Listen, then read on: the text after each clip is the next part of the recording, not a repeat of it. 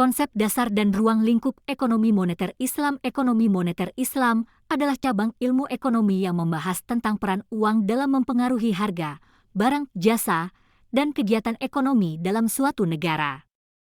Kebijakan fiskal dan kebijakan moneter saling mempengaruhi. Sifat kebijakan moneter yaitu kuantitatif dan kualitatif.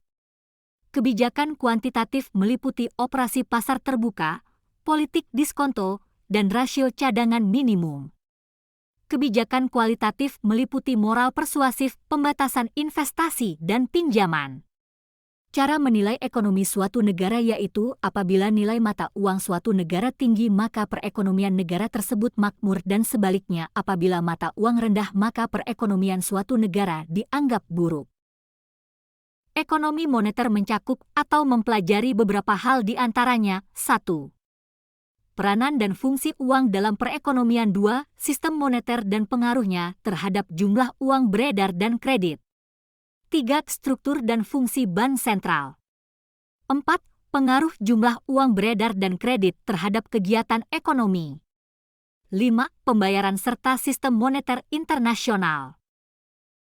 Fungsi uang yaitu sebagai alat pembayaran, alat penyimpan kekayaan, pemindahan kekayaan, alat pendorong ekonomi, alat pengukut harga suatu barang.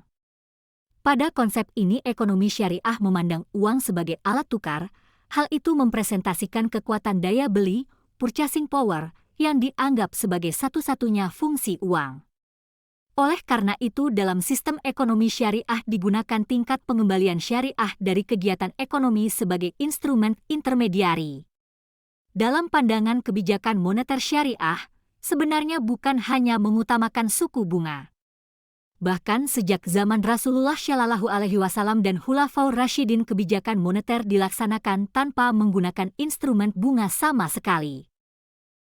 Adapun tujuan ekonomi moneter adalah untuk mencapai stabilisasi ekonomi yang dapat diukur dengan 1. Kesempatan kerja. Dengan adanya kesempatan kerja atau lowongan pekerjaan maka makin besar dalam meningkatkan produksi. Selain dapat meningkatkan produksi maka dapat juga membantu masyarakat yang menjadi pengangguran. 2. Kestabilan harga-harga yang makin tinggi membuat masyarakat menjadi resah. Tiap tahunnya harga barang bukannya menjadi turun tetapi semakin naik, untuk memecahkan harga yang semakin naik.